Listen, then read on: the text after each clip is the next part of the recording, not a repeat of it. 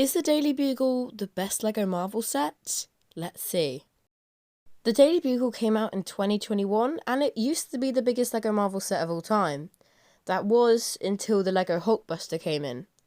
But obviously the Hulkbuster gets loads and loads of hate, therefore it's definitely not going to be the best Marvel set. And then you also have the LEGO Sanctum Sanctorum, which came out last year, which is actually really good. It's another modular. That means that we have 2 LEGO Marvel modulars, which is awesome because they connect really well. And also, when it comes to minifigures, the LEGO Daily Bugle had 25, so it has the most minifigures of any set ever. But is it the best LEGO Marvel set of all time? Let's check this out. So first of all, let's do a quick overview of the set. It has 3,772 pieces. It has 25 minifigures and it's over 80 centimeters tall. That's huge. It's a really tall LEGO set and probably one of the tallest out there. And along with the building itself, there does come a taxi and the spider buggy, which is nice additions because you don't usually get too much in those big sets. Usually you just get the building and nothing else. So I think it's cool that they added a few vehicles and that's quite nice.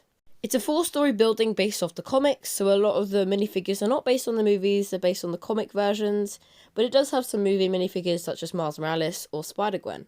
And yes, it could be a little bit bland because of how grey it is. It has lots of windows and the main colour is grey, which is a little bit bland, but I think the stuff at the top, like the antenna and the water thing and the big sign, make it just that little bit better. It also has the Green Goblins crashing through the window to make the build less boring, as well as having those signs at the front which make it look a little bit less bland. The build itself is really fun, and as soon as you get the bottom part done, which is a little bit boring when you get all the tiling done, but that's in every LEGO set, it starts to get really fun as you get to do all the windows and everything, although it is a bit repetitive because of how it's made. There's like loads and loads of window pieces. I think it's over 300 of them, which is quite crazy. And then you also can't forget that it's fully made of stickers. The only printed pieces are the newspapers, and I'm happy about that because you get loads of them. And if all of them were stickers, this set would have like 100 different stickers in it.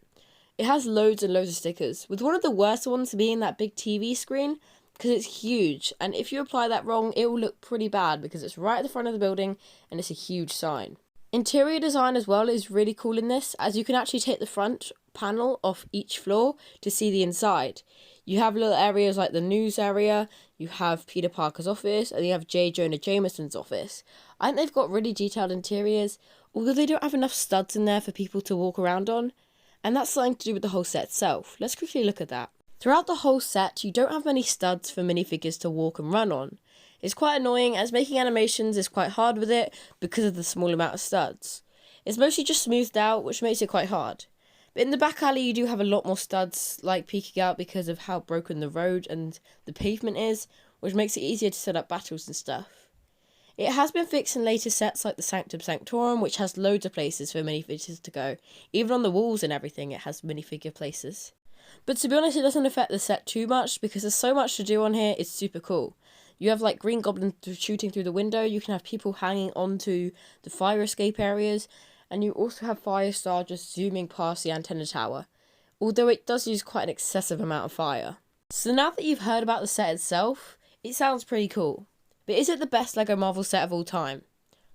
It's up against things like the Helicarrier, the Sanctum Sanctorum, the Black Panther bust, and the Hulkbuster.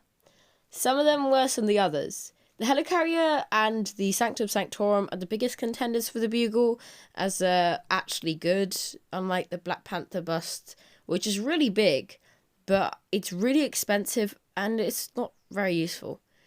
And also you also have the Hulkbuster, which is okay, but it's just too overpriced and isn't the most accurate to the movies. So the main contenders are the Sanctum Sanctorum and the Helicarrier. And out of them, I think the Daily Bugle will definitely win it. The Daily Bugle has just a lot more cool things, it's a lot bigger, and the minifig selection is unbeatable. 25 different minifigures is insane.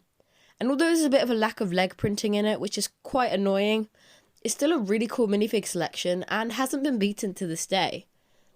And if you compare it to the Sanctum Sanctorum or the Helicarrier barely has any real minifigures, it only has microfigs, and the Sanctum Sanctorum only has 9.